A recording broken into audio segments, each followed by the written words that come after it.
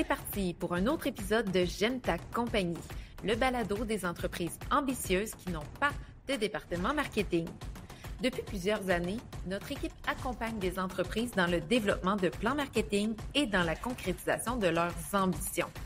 On va se dire les vraies affaires, la réalité n'est pas la même quand tu n'as pas un département marketing complet pour assurer le développement des affaires de l'entreprise.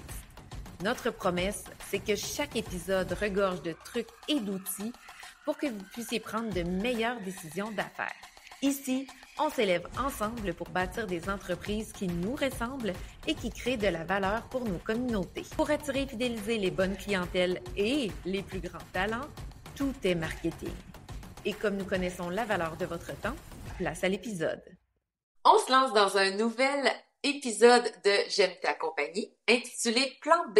Comment assurer la continuité de son entreprise en cas d'arrêt maladie? Et j'ai un enthousiasme, une joie profonde d'accueillir avec moi aujourd'hui Maude Lavoie de Nitro. Maude qui est une collègue, je vous la présente avant de l'impliquer dans la discussion. Maude, c'est une collègue qu'on aime beaucoup, qui a eu des soucis de santé. Elle va pouvoir nous partager tout ça. Mais moi, quand j'ai eu le mémo de son souci de santé, mes deux jambes ont tombé, j'ai pleuré, j'ai fait des audios en pleurant.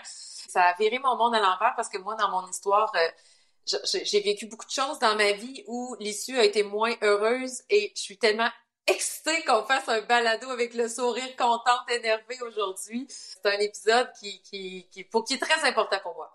Alors, Maude, au-delà de ce qu'elle va partager avec nous aujourd'hui comme expérience de vie qu'elle a vécue, qui peut nous aider à prendre des choses, Maude, c'est une experte Shopify. Elle est connue au Québec parce que elle accompagne toutes les entreprises qui souhaitent passer à la boutique en ligne ou encore optimiser leur boutique en ligne. Elle a aidé des centaines d'entreprises autant au Québec, en France, puis elle est connue partout. Là. En tout cas, moi, c'est une... tu sais, j'étais web à Québec, tu sais, quand j'en disais, ben oui, Maude, puis là, t'étais pas là cette année, puis tout le monde dit... pas là cette année. Donc, Maude, elle peut vraiment vous accompagner dans le côté vente en ligne. C'est notre experte Shopify, nationale, internationale.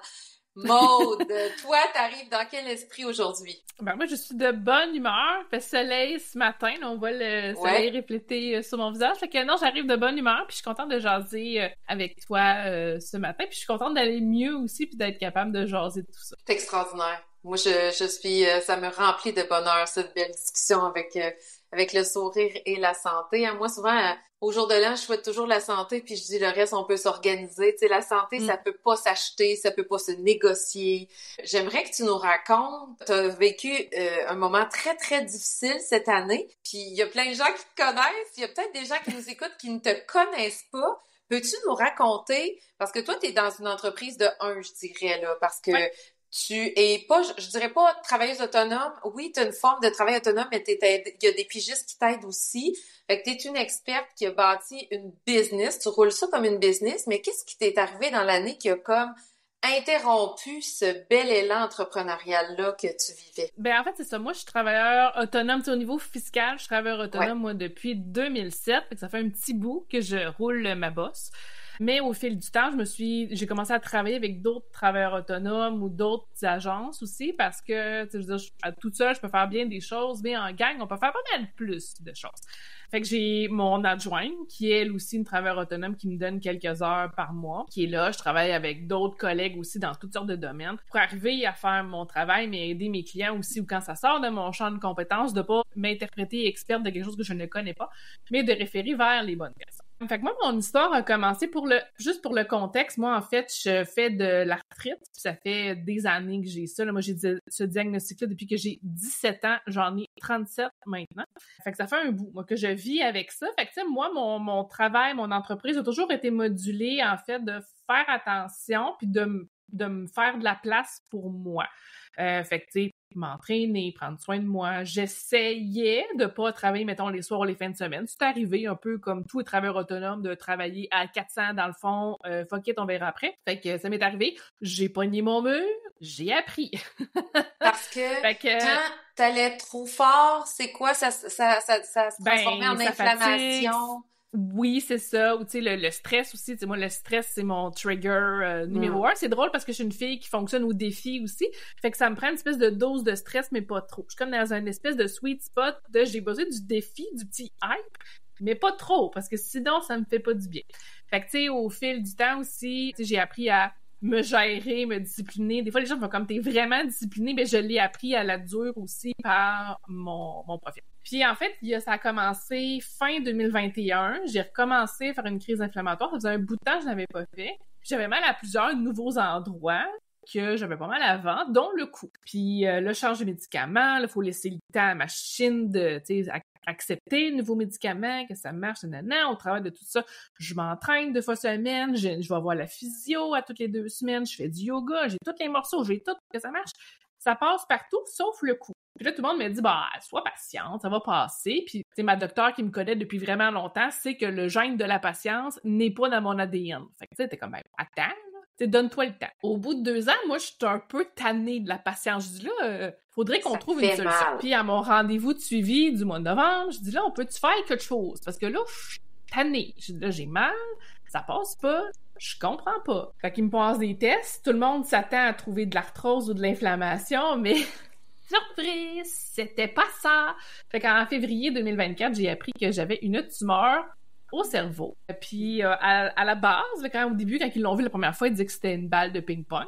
Finalement, c'était une balle de golf quand ils l'ont sortie. Mais fait que ça faisait longtemps. C'est une tumeur que j'avais, moi, depuis des décennies, qui était là. Je sais pas si je suis née avec, je le saurais jamais, mais en tout cas, elle était là. Ça faisait longtemps qu'elle était là et elle était rendue au point où là, elle me faisait mal au cou. J'étais chanceuse parce qu'il y a plein d'autres personnes qui ont ce genre de tumeur-là, qui vont avoir des problèmes d'équilibre, des problèmes de vision, toutes sortes d'affaires, tu sais, plus dangereuses, mettons. Puis moi, j'avais juste mal au cou. C'est pour ça que ça a été long qu'ils le trouvent aussi, parce que dans le fond, il y avait rien qui laissait porter à croire que c'était ça, parce que j'avais pas les signes cliniques. Fait que là, ils me disent, ouais, ben là, faut qu'on t'opère d'ici 1 mois et demi. Là, je fais, attends, je vais sortir du bureau, OK, je vais rentrer. Puis là, tu vas me dire que je fais de l'arthrose ou de l'arthrite. OK, ça se peut pas.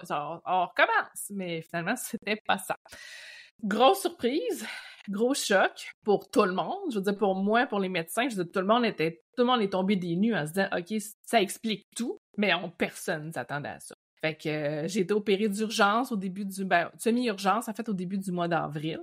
Puis après, ça en est suivi une convalescence de 4 mois. Fait que je suis revenue au début du mois d'août. Sans tumeur, toute seule dans ma tête. Ça fait du bien de se retrouver toute seule. J'ai plus mal au cou maintenant. Ouais, j'ai de la place. T'as de la place. J'ai plus mal au cou. J'ai réglé mon problème de base. Fait que ça, c'est bien aussi. Puis c'est ça. Puis dernièrement, j'ai eu mon suivi avec ma neuro. Fait que j'étais encore toute seule dans ma tête. Fait que je suis très contente. Fait que des amis imaginaires, c'est correct. Des tumeurs, on n'en veut plus. Plus de douleur. Plus de tumeur. Ils l'ont tout enlevé, c'est ça. J'ai été chanceuse, en fait, parce que quand ils m'ont opéré, on savait pas. Tu sais, là, je vais peut-être trop vite pour toi, dans le sens où, je veux dire, on savait pas, est-ce que la tumeur allait être fusionnée avec d'autres choses? Est-ce qu'elle allait être fusionnée avec mon tronc cérébral? Tu sais, il y a des risques à toute opération. Tu sais, il y avait beaucoup de zones grises sans savoir. Fait que là, tu sais, moi, dans le fond, j'allais le savoir quand j'allais me réveiller. Aïe. Fait que moi, qui aime savoir et tout contrôler, je peux vous dire que c'était... Tu fais confiance à la vie parce que t'as pas le choix. Ben, j'étais pas grosse dans ma petite jaquette bleue sur le bord de la porte le matin de l'opération. Ça, je peux vous le dire. C'est le genre de moment où t'as juste... Faut que tu y ailles. T'as pas le choix. Ouais, c'est même ça. plus du courage. C'est ça, t'as pas le choix. C'est pas de...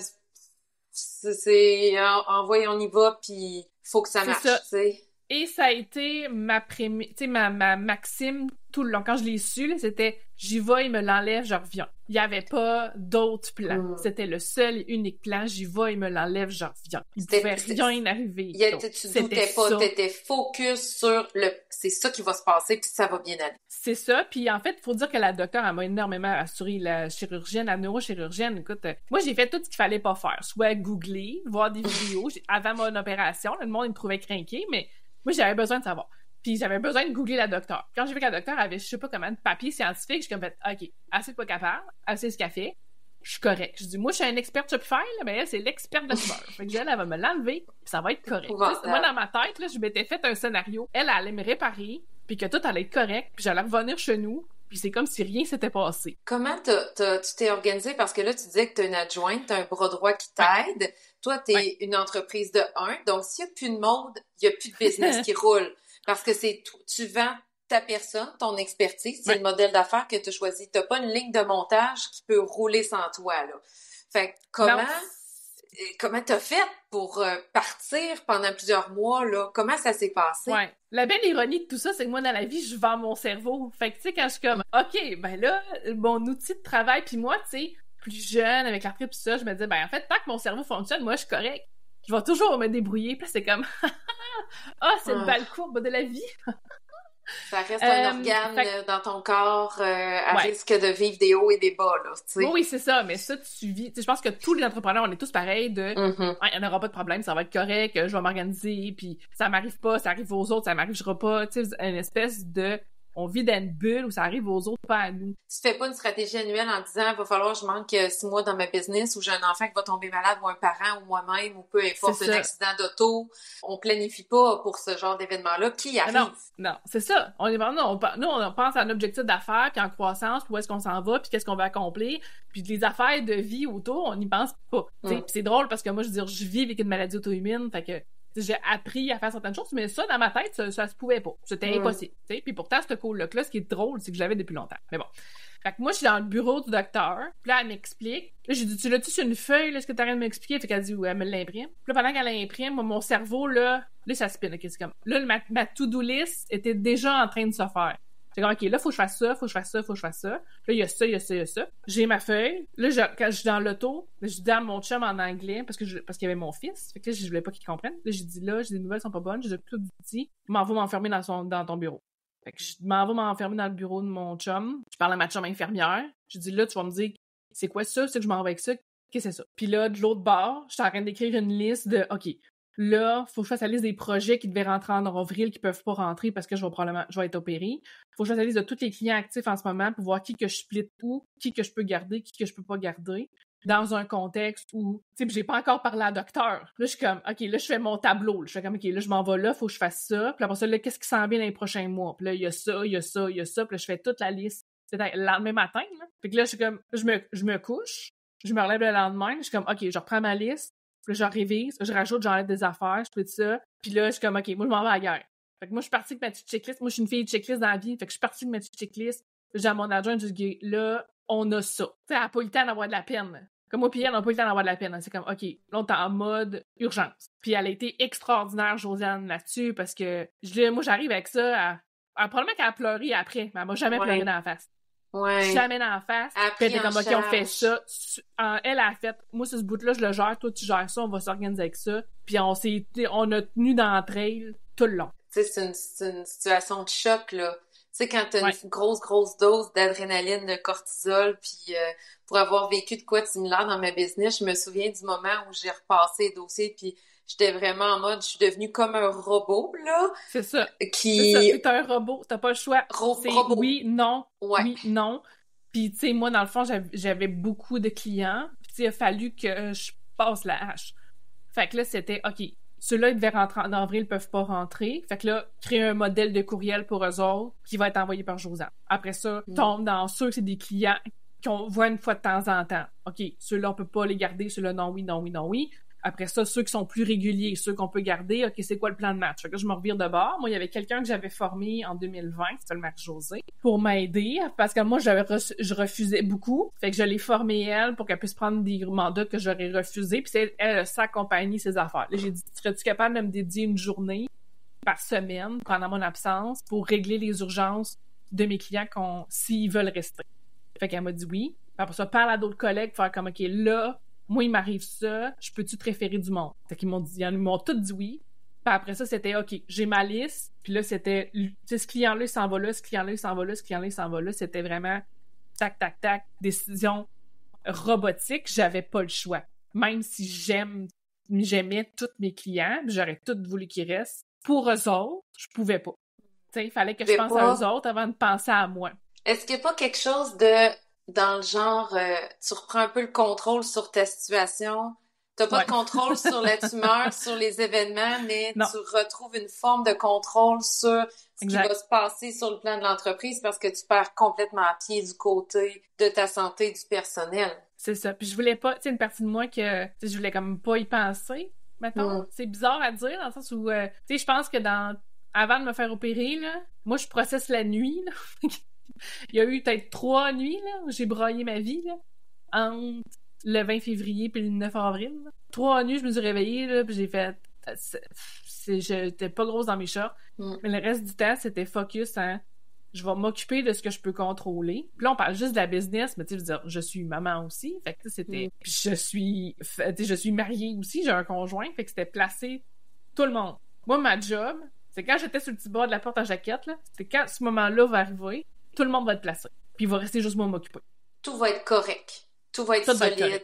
T'as pas laissé personne en plan, t'as pas laissé un poêle, une poêlonne qui chauffe sur le feu, là, tu sais. Tout a été... Non, tout a été placé. Tu sais, c'est ma zone de génie d'organiser, structurer, faire des checklists, régler des affaires. Puis là-dedans, je suis très bonne. Fait que j'ai fait ça. Puis au travers de tout ça, je faisais du Shopify. Parce qu'il fallait que je clenche du Shopify. Il fallait que je finisse mes projets pour cette date-là. Fait que j'ai pratiquement tout fini. Il y en a un qu'on n'a pas fini, mais que c'était pas grave. En fait, tu sais, la cliente, elle pouvait continuer pendant ce temps-là. Puis Marie-Josée puis Josiane allaient prendre le lit. Fait que là, tu sais, le plan, c'était... M'en va là, il me répare, je reviens. Pendant ce temps-là, mon adjointe, Josiane et Marie-Josée, ils règlent les urgences, ils s'occupent des affaires. Puis Josiane, j'avais confiance en elle de savoir que si elle me dérangeait, entre guillemets, c'était une vraie urgence. Fait que sinon, pour le reste, elle allait se débrouiller. Puis moi, j'ai dit, là, tu vas être mode. Fait que tu prends les décisions comme si c'était moi. Puis je dis, je vais jamais te remettre sur le nez une décision. Parce que j'ai confiance en ton jugement, puis j'ai confiance que tu vas prendre la décision que moi, j'aurais prise. Puis c'est beau parce que dans votre relation, vous aviez cette proximité-là, cette confiance-là. Elle te connaît bien. Après des années de collaboration, elle sait comment tu penses, puis elle peut développer une forme d'autonomie dans la gestion de crise, là. C'est ça, puis c'est de ça qu'on avait besoin parce qu'on était devant l'inconnu. C'était comme, quand je vais me réveiller, on va savoir comment que ça va. Avant ça, on le sait pas. C'est épouvantable. C'est la pire affaire, là. Tu te lances dans le vide, là. Tu te lances carrément dans le vide. Surtout pour quelqu'un comme moi ou quelqu'un comme toi, que nous, on a besoin de savoir ce qu'on s'en va, que c'est structuré. Le gris, on haït ça. La vie nous en envoie pareil. On deal avec. Mais le fait de pas savoir, de pas pouvoir le savoir tant qu'être rendu là, tu sais, c'est drôle parce que moi, mettons, dans la vie, je suis une personne, tu sais, mettons, je veux deviner mes cadeaux de Noël. Tu sais, moi, la surprise, j'aime pas ça. Tu sais, je suis comme, faut toujours que je trouve, tu sais. Moi, je trouve des solutions dans la vie, c'est ça que je fais. Fait que là, j'ai trouvé le plus de solutions ou plus de petits problèmes que je pouvais, en attendant que quelqu'un d'autre règle mon problème qu'il y avait dans ma tête, parce que moi, je peux pas l'enlever. C'est drôle ce que tu dis, moi aussi, c'est très difficile de me faire une surprise, parce que je lis entre toutes les lignes. On dirait que je suis née pour lire entre les lignes, c'est mon super pouvoir. C'est ça, là, mais ça a du bon dans notre travail, on s'entend. Ben, les gens me payent cher pour que je lise entre les lignes, puis que je comprenne le futur, puis que... C'est ça. Puis là, à quel moment t'es revenue en poste, puis comment ça s'est passé, la réintégration dans l'entreprise? Ben moi, je suis revenue au début du mois d'août. Fait que ça fait déjà un bout de temps, là, à l'heure où on se parle. Puis j'avais déjà prévu de revenir, tu sais, tranquillement, pas vite. Fait que les premières semaines, j'y allais slow-mo. Puis, tu sais, slow-mo pour moi, là. Soyez relatif, là. C'est un slow-mo qui va plus vite que pour la moyenne des ours, mais pour toi, c'était plus lent qu'à l'habitude. C'est ça. Tu sais, prendre le temps de reprendre le beat, parce que quand je me suis réveillée de l'opération après, tu sais, moi, ben, je suis travailleur autonome, je m'étais inscrite, moi, à l'assurance emploi quand ça avait sorti, puis travailleur autonome pour maladie, en fait, là, en 2010. Les gens pensent encore que c'est pas possible, mais ça existe, fait que pour ceux qui sont travailleurs autonomes, inscrivez-vous. Fait que moi, je m'étais inscrite en 2010 parce que je m'étais dit, ben, j'ai pas, à cause de mon arthrite, des assurances, pis tout, c'était compliqué, fait que j'étais comme ma seule béquille, fait que je vais prendre ça au cas. Puis ça me coûtait pas si cher par année, fait que je me disais, bah, c'est mieux que rien. Fait que j'étais bien contente de l'avoir parce que sinon, j'aurais rien. Fait que là, il faut que je remplisse mes demandes, moi, d'assurance emploi. Et là, je me rends compte, la première fois, tu sais, que le premier 5 minutes avant de leur dire, je veux mourir, j'étais plus capable de faire de l'écran. Oh, pour une fille qui passe ses journées devant un ordi, là, on pognait un 2 minutes. J'ai fait, oh, shit. On me l'avait dit. Mais tu sais, de le vivre, là, t'es comme, oh. Là, j'ai eu des petits frissons, là, de, oh, des fois que ça revient pas, tu sais. C'est revenu. Mais qu'est-ce que ça faisait? Tu te sentais fatiguée, Ben, je voyais double, ça venait tout brouillé, j'étais pas capable de focusser. Okay. Tu sais, juste pas capable de se concentrer, c'est l'équivalent comme d'une commotion cérébrale, pour ceux qui en ont déjà eu, là. Okay. Fait que, tu sais, c'est pas capable de focusser, puis tu sais, il faut que je relise la même phrase 8 fois, puis c'est important, les papiers, faut que tu les remplisses comme faut, là. Fait que là, j'étais comme, j'ai à mon chum, OK, lis en arrière de moi parce que je me trosse pas. Puis au bout de 5 minutes, j'étais fini, j'étais plus capable. Tu sais, les notifications, on les mettait dans le groupe, mais c'était mon chum au début parce que moi, j'étais pas capable. J'étais même pas capable de lire sur mon téléphone les notifs. Tu sais, au début, j'écoutais avec mes oreilles la télé, mettons, parce que là, je te revenais à la maison, puis je m'emmerde, mais j'étais pas capable d'écouter la télévision. C'était trop demandant. Fait que j'écoutais le son. Parce que j'étais pas capable de rien faire d'autre, j'étais pas capable de lire un livre. Je suis retombée très bas. C'est donc que les 3 premières semaines, là, c'était pas le fun. Fait après ça, on dirait que, une fois comme le choc passé, puis que, les médicaments, ils font effet, mettons, que là, tranquillement, pas vite, ça s'est mis à aller mieux. Puis c'est ça. Mais ça m'a vraiment pris 4 mois pour avoir les 2 yeux d'un bon trou, puis d'être capable de passer une journée devant l'ordi, mais tu sais, au début, je faisais pas mes journées comme d'habitude. Je prenais juste un client, mettons, par jour, ou 2 clients max par jour, max 1 heure chacun, avec un break entre, puis je me prévoyais des petites tâches simples au travers, le temps de remonter. T'sais, ça m'a vraiment pris un autre gros mois et demi à revenir à un horaire nitro. C'est l'horaire que j'étais habituée. Là, je suis pas mal dessus. T'es à 100%. En date d'aujourd'hui, t'es revenu à ton 100% de mode. Ouais. Ah, yeah! Ben ça, c'est magnifique. C'est tellement une belle nouvelle. Comment tes clients ont pris ça, vécu ça de leur côté? Ben, il y en a plusieurs qui ont eu la même réaction de toi, qui est de pleurer. Puis ça m'a fait beaucoup de peine parce que, tu sais, j'ai des bonnes relations avec tous mes clients, mais tu sais, ça me faisait de la peine de leur faire de la peine. Puis... Ben, c'est pas toi qui leur faisais de la peine. Ben, je le sais, là, mais tu sais, il y a une cliente en rencontre, tu sais, que j'ai dit, écoute, je te l'annonce, puis là, elle s'effondre en pleurant devant de moi, puis là, je suis comme loin, là, je dirais par l'écran, là, fait, là, tu sais, t'es comme... C'est vraiment spécial. La très grande majorité des clients ont bien réagi dans le sens où ils étaient comme bien désolés, puis tu sais, ils étaient comme ça va être correct, on passe à toi, puis donne des nouvelles, ou en tout cas on va en demander à Josiane, puis on va t'attendre, puis y a pas de problème, puis tu sais, où il y en a qu'on leur avait donné un plan B en disant écoute, on peut pas t'aider pour l'instant, puis comme ben là dès que tu peux, là, dis-moi là, je veux revenir. Fait que c'est ça, fait que tu sais, c'est ça. Il y en a juste une qui a mal réagi. J'avoue l'avoir sur le cœur parce que c'est comme c'est pas de ma faute, j'ai pas apprécié sa réponse. Fait que, mais tu sais, ça c'est 1 sur 80. Je veux dire, les 79 autres ont super bien réagi, puis ils prennent les nouvelles, puis j'ai reçu, tu sais, je veux dire, j'ai pas fait ça pour ça, j'ai reçu des cadeaux, mais c'est le fun de recevoir des cadeaux, faire comme les gens ils pensent à toi, puis ça va être correct, puis qu'ils sont donc contents de me reparler quand je reviens, puis tu sais que tout le monde est comme soulagé en disant tiens, on voulait pas te perdre, on voulait pas qu'il arrive de quoi, puis tout, puis comme ok t'es correct, puis on continue, c'est le fun de continuer, on apprécie, fait que c'est spécial parce que autant que c'est une émotion qui est comme très triste, tu sais, autant que là, tu sais, c'est comme le fun, on a du fun de se revoir, de travailler ensemble, puis tout ça.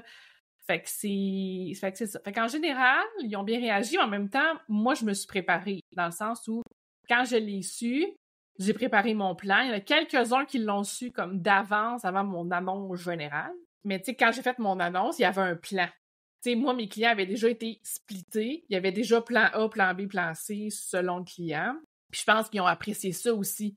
Que c'est pas « Salut, j'ai quelque chose, je te reviendrai qu'une réponse ». C'était pas une surprise avec beaucoup d'inconnus pour eux autres. Tu t'es assuré le plus possible. Toi, t'as pas eu le connu pour toi, mais tu l'as offert aux autres, tu sais. Ouais, c'est ça. Moi, j'ai fait, bon, OK, là, il m'arrive ça. Le plan de match, c'est telle chose. Puis, ça va être correct. Puis que, tu sais, que j'étais... tu sais, que moi aussi, je suis tombée des nues. Mais tu sais, que j'étais bien entourée aussi. Tu sais, moi, j'ai mis mon système en place. Puis je me suis organisée pour protéger mes clients. T'sais, moi, à la base, je voulais protéger ma famille, puis après ça, protéger mes clients. T'sais, c'était comme ça que je fonctionnais. Je vais protéger tout le monde, puis après ça, moi, on va m'organiser. Puis maintenant que tu as vécu tout ça, là, c'est quand même une expérience auquel tu as eu accès. C'est une histoire qui finit bien. Oui, je suis très chanceuse, puis je l'apprécie parce que je le sais que c'est pas tout le monde qui ont le même résultat. Dénouement, j'ai été chanceuse parce que ma tumeur n'était pas fusionnée avec mon tronc cérébral, elle était juste à côté. Elle attendait qu'on vienne la chercher. Il n'y a pas eu de complications suite à l'opération. C'est une tumeur qui était grade 1, non bénigne, puis la docteure elle m'a dit, ça viendra jamais malin. Fait que, tu sais, j'avais comme le meilleur scénario que je pouvais pas espérer, puis je le sais qu'il y a des gens que c'est pas ça qui se passe. Puis qu'il y a d'autres, tu sais, c'est un autre résultat. Fait que je me sens très privilégiée de pouvoir revenir un peu, tu sais, comme je suis partie, je suis revenue. Fait que je suis privilégiée dans ta malchance, privilégiée dans ton malheur à toi, dans ce qui t'est arrivé d'épouvantable. Il y a une forme de chance quand même, là. Puis... Ouais, c'est ça. Des fois, il y a des gens que, tu sais, quand ils disent affaires comme ça, ils arrivent, là, je veux dire, ils partent une note, là, puis là, il faut comme, OK, je pars en voyage, je fais ci, je fais ça, comme s'il y avait comme une urgence de vie, puis tout ça. C'est sûr que, tu sais, moi, vu que tout mon résultat est comme différent, j'ai goût de dire qu'il y a des gens, tu sais, moi, quand je l'ai su puis qu'on savait pas, c'est que moi, je veux pas perdre tout ce que j'ai gagné. Je travaille trop fort, je me suis trop battue dans ma vie pour que ça se finisse de même. C'est pas vrai que ça va se passer. Fait que, tu sais, moi, je me rendais compte à quel point dans la vie, j'avais fait des bons choix. J'avais bien choisi mon chum, tu sais, j'avais bien choisi mes amis, j'avais bien choisi mes clients, j'avais toujours fait au mieux, peu importe les bad luck que la vie m'a apporté. J'avais toujours fait au mieux à chaque fois. Puis j'avais bâti mon petit royaume au mieux que je pouvais. Puis j'étais vraiment fière de ça. Puis j'étais comme, je peux pas croire que ça va s'arrêter comme ça. Ce n'est pas vrai que ça va être la fin. C'est pas vrai que tout ça va aller aux poubelles. Checkez-moi bien d'aller. Fait que c'était ça aussi. Il y avait une espèce de désir de, c'est pas vrai que ça va se passer de même. Moi, m'en vais à la guerre, tu sais. Tu t'es élevé, là, tu sais, comme un astronaute qui s'élève, là, puis là, toi, t'as vu, mettons que la Terre, c'est un peu ta vie, puis t'as vu à quel point ce que t'avais bâti était beau et solide dans l'adversité, puis tu disais, ouais, non, je quitte pas cette aventure-là. Puis... Non, c'est ça. Il y avait pas d'autre option, tu sais. C'était ce plan-là, that's it.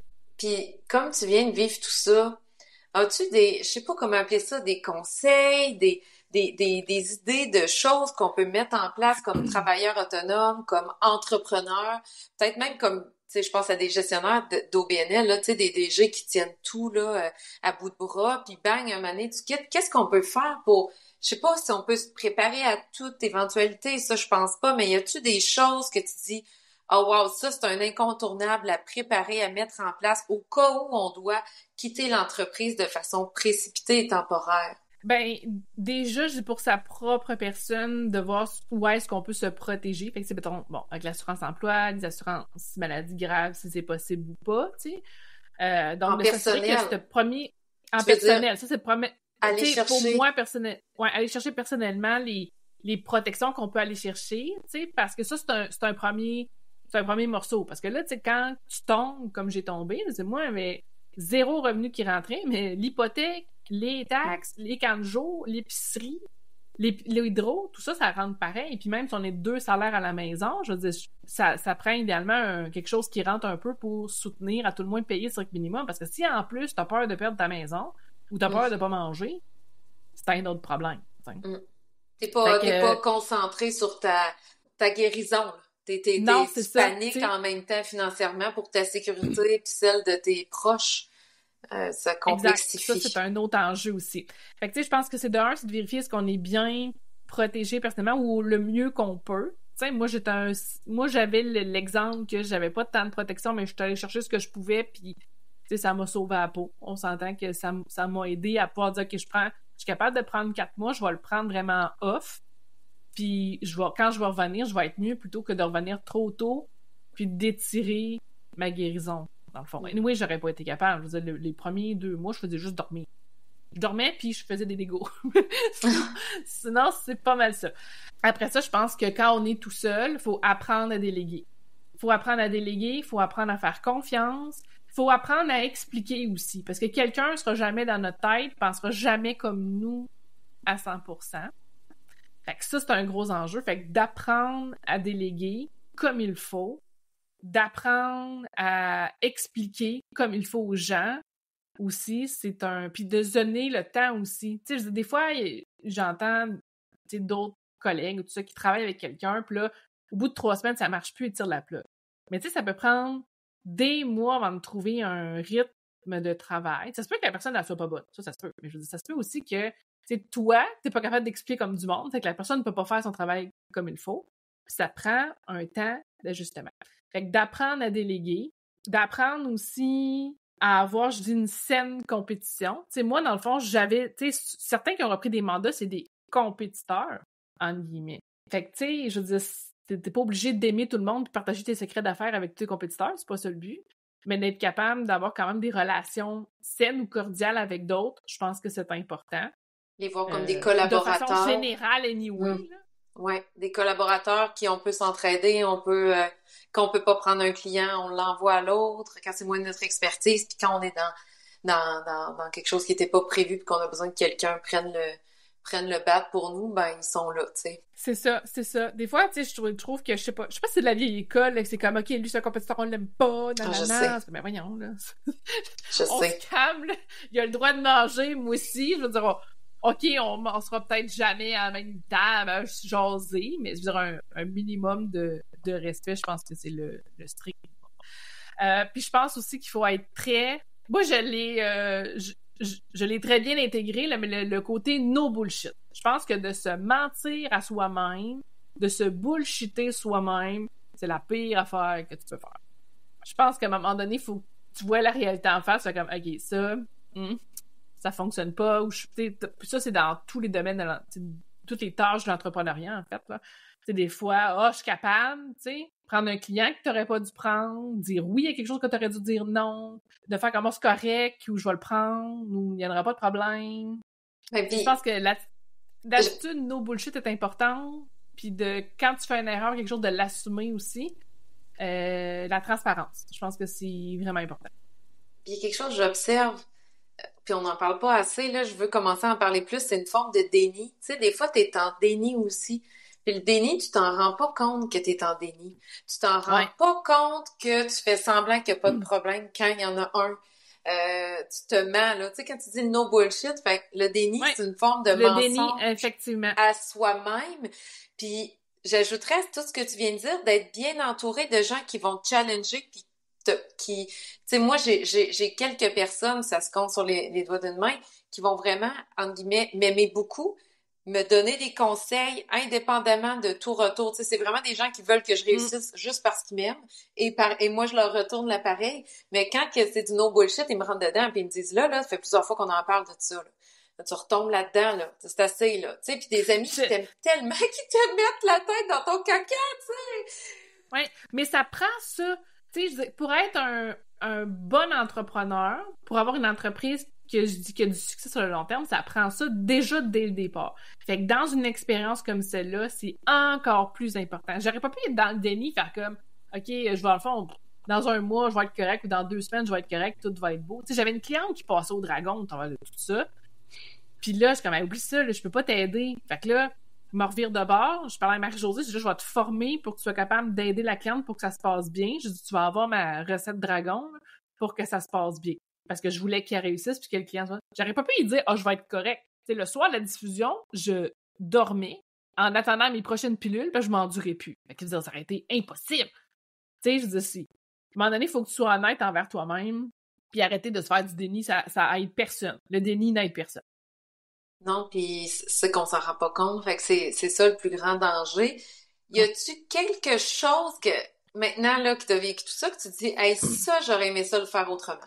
Je l'aurais fait différemment. Avoir su l'issue de, est-ce qu'il y a quelque chose que tu ferais différemment ou tout s'est bien passé puis t'es fière, t'as rien à challenger? J'espère jamais revivre ça, mais mettons que je devrais le revivre, je referais pareil. Exactement pareil. Fait que, non, je veux dire, cette fois-là, je l'ai mis mon genou à terre. Puis là, j'ai fait, OK, là, j'ai besoin de mon chum, j'ai besoin de mes parents, j'ai besoin de mon adjoint, j'ai besoin de, tu sais, là, j'ai fait, là, c'est comme la pire affaire qui vient de m'arriver dans la vie, là. Fait que j'ai mis un genou à terre, puis aidez-moi. Puis tout le monde a dit oui. Je passerai pas la crise toute seule, là. Ça se passe pas tout seul, une crise comme ça, là. Non, ça se passe pas tout seul, puis tu sais, c'est ça. Tu sais, je pense que ça prend faut pas avoir de déni, no bullshit, puis c'est ça. T'sais, c'est comme quand je me suis fait opérer, ben dans le fond, ça a pris 2 semaines avant que notre fils revienne à la maison. Il restait chez mes parents la première semaine. Moi, je suis revenue au bout d'1 semaine à la maison. Mais j'étais pas en état encore, j'étais poquée, tu sais. Là, ma mère, elle m'a pas donné le choix, là. Elle dit, je vais le garder une semaine de plus. Je l'aime, mon fils, c'est le plus extraordinaire de la Terre. Moi, j'avais hâte de le revoir, mais je savais très bien que j'étais pas en état de m'en occuper. Puis mon chum qui avait fait les allers-retours à l'hôpital, passé journée avec moi, qui est tout poqué, qui s'occupe de moi aux 2 heures parce que là, faut que je prenne une pilule, j'étais un peu mêlée. Là, c'est comme on s'ennuie de notre garçon, mais la priorité, c'est pas ça. On va commencer parce que je sois capable d'avoir 2 yeux dans le même trou, ou en tout cas essayer de, puis il va revenir quand que ça va être mieux. T'sais. Fait qu'elle m'a pas donné le choix. Puis j'ai accepté qu'elle me donne pas le choix. Elle a pris des belles initiatives, puis on revient à l'idée d'être bien entouré, là. Ouais. Tu sais, si on revient à tes conseils, d'avoir un super réseau de proximité, puis de voir clair dans les relations, là, qui sont là pour les bonnes raisons autour de nous aussi. C'est pas facile comme entrepreneur, là. Je sais pas si tu vis la même chose que moi, mais il y a beaucoup de gens qui ont d'intérêt à se coller à nous. Fait que qui est là pour vraiment les bonnes raisons. Puis ensuite, ben tout ce qui est prendre des formes de sécurité comme des assurances, des assurances personnelles, où tu parlais de l'assurance emploi pour les travailleurs autonomes, de réfléchir à ça, puis d'être intègre, peu importe quand ça arrive, d'être honnête, d'aller chercher du feedback peut-être de collègues qui nous connaissent bien, qui peuvent nous challenger si on est un petit peu en déni. Merci d'avoir partagé ça avec nous de façon accessible, de façon humaine, dans les vraies affaires comme d'habitude. Je suis pas surprise que ça se soit passé comme ça. Je souhaite personne, que ça arrive à personne, mais en même temps, la réalité est que ça arrive plus qu'on pense, en fait. Fait que si je sais que mon expérience a allumé beaucoup d'autres collègues à moi que là, en fait, arrête un peu, je vais aller me la rajouter, l'assurance emploi, ou je vais vérifier mes assurances, ou j'avais pas pensé. Tu sais, ça peut t'arriver à toi, ça peut m'arriver à moi. Tu sais, je suis pas si surhumaine que ça, là, mais en tout cas, tu sais, les gens étaient comme, ça t'arrive à toi, ça peut peut-être t'arriver finalement. Tu sais, je pense que je faisais réaliser aux gens que ça arrive à tout le monde, tu sais, puis c'est vrai que ça arrive à tout le monde, tu sais, des fois, on est dans le déni que ça arrive pas. Okay. Il me restait une dernière question, Maude, c'est le petit quiz. Aimes-tu t'accompagner? Je t'explique, je pise 2 questions, t'en choisis une, puis on est toutes les 2 obligées de répondre. OK! C'est 2 questions vraiment profondes et lourdes. Oh! Ça y est! Attends, je prends une gorgée. Gorgée. Question numéro 1. Quel a été ton plus grand deuil en affaires? Question numéro 2. Quelle est la décision la plus difficile que tu as eu à prendre dans ton entreprise et comment ça s'est déroulé? Je vais y aller avec la deuxième. En fait, la première, si j'y pense, j'ai pas de deuil. Dans le sens où j'ai pris des décisions, j'ai vécu avec. Fait que j'ai comme pas de deuil. La décision la plus difficile, ben, ça a été de décider qui restait ou qui ne restait pas dans la situation qui m'est arrivée avec ma tumeur. Tu sais, même si j'avais comme un plan, une espèce de choix là, d'arbre, là, tu sais, s'il y a des gens c'était plate de mettre dans le nom. Que t'es comme, ils doivent quitter. Tu sais, je suis passée de 80 clients actifs à 32. Fait que, tu sais, il y en a qui étaient dans l'autre batch que t'es comme, ça me fait suer, mais je dois être réaliste. T'sais. Puis là, tu dis, là, en date d'aujourd'hui, je peux remonter à 80. Je restais à 32, puis je m'occupe de ces 32-là, puis dans le fond, je vais avoir des nouveaux mandats qui vont rentrer là à partir de janvier. Là, je vais recommencer tranquillement pas vite en apprendre. Fait que c'était dur. Parce que, tu sais, j'ai bâti des liens d'affaires, des liens d'amitié aussi, veux pas, entrepreneurial avec ces gens-là. C'était dur. C'était dur, mais j'avais pas le choix. Fait que je l'ai fait. Est-ce que tu penses qu'ils peuvent revenir vers toi, ces gens-là? Il y en a qui m'ont écrit. OK. Il y en a qui m'ont écrit. Fait que c'est ça. Fait qu'il y en a qui sont revenus. Tu sais, il y en a d'autres. Ben, en fait, il y en a qui sont revenus, puis j'ai fait, tu sais, je sais que si on a une ressource, continue avec cette ressource-là, je suis pas prête. Il y en a qui sont dans le pipeline pour après les fêtes. Fait que je suis contente. Tu sais, c'est ça. Il y en a qui, tu sais, c'est ça. Mais, tu sais, il y en a qui sont revenus, puis qui étaient bien déçus de ce qui m'arrivait aussi, puis qui veulent revenir, en fait. Fait que c'est ça. Fait que ouais, je suis contente.